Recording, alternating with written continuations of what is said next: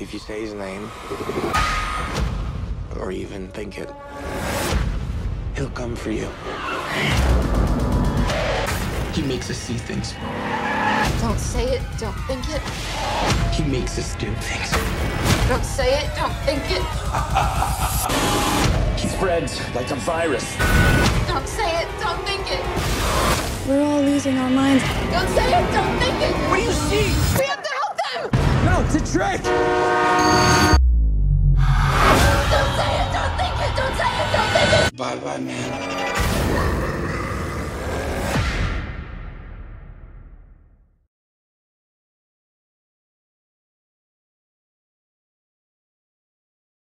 Sort of creepy, like skinny, tall, like image that has sort of popped up in social media, and he kind of is like a Slender Man, which is a creepy sort of 21st century boogeyman, right. You know, and yeah, I don't think we're creating it. I think Stacy and Jonathan, the writer and the director, created it. We're just living it, you know, and freaking out, you know, on camera. Right. Yeah. Well, Carrie Ann, you've been in some pretty trippy movies, Memento and The Matrix. How psychological and intense was this experience? Well, for me, probably the most challenging part of the whole process was actually reading the script, because it's pretty scary. My particular role isn't, I don't have to, you know, carry the weight of the movie like he does, and my part, I play a detective, and so I'm really witnessing what's going on, but it wasn't happening to me. So it wasn't really challenging at all for me in that way. It was fun.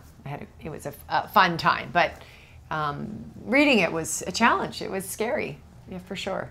And I had to think about like, do I want to be in that? Like, it's a scary concept. It's a scary idea.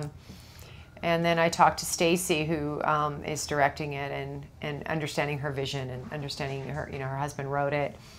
And then you know, for me, it's like, do I want to be part of this experience, right? And I'm often drawn to sort of darker stories, which is interesting if you knew me and you knew my life, and you know how kind of light I can be. But I like good stories, and I like you know, scripts that I actually, you know, you can read a script and kind of like nod off, but the script, there's no nodding off. What was scary about it? All of it. Good answer. Seriously. How is this different from, say, demonic possession?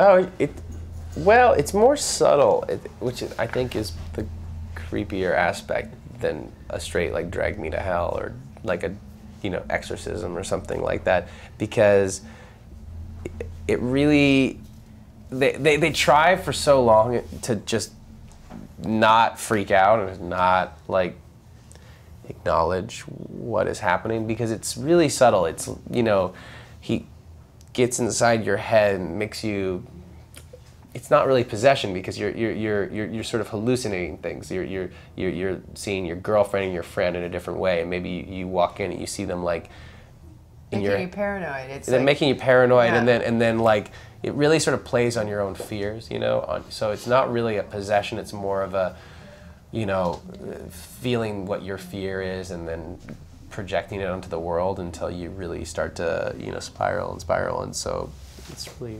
Yeah, I kept thinking in the script, like when I was reading it, like, can he be stronger? Can his mind, because we, you know, in real life, this happens to all of us, right? Where jealousy can happen, you know, and then it can fester. You start to see things skewed by how a thought you have. Yeah.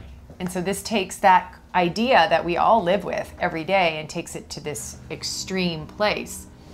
Rumble of a garbage truck will like make you think like the roof is going to cave in or something. Yeah, I mean, the mind is powerful. Yeah. It's a powerful tool, and sometimes it, you know, depending on what you feed it in terms of information or expose it to, you can kind of go down a slippery slope. We see it all the time. People are losing their minds left, right, and center. Yeah, that's the other thing. It's just very, very relatable in the scariest sense, because it is not an over-the-top demonic possession exorcism with a priest, like with the holy water, you know.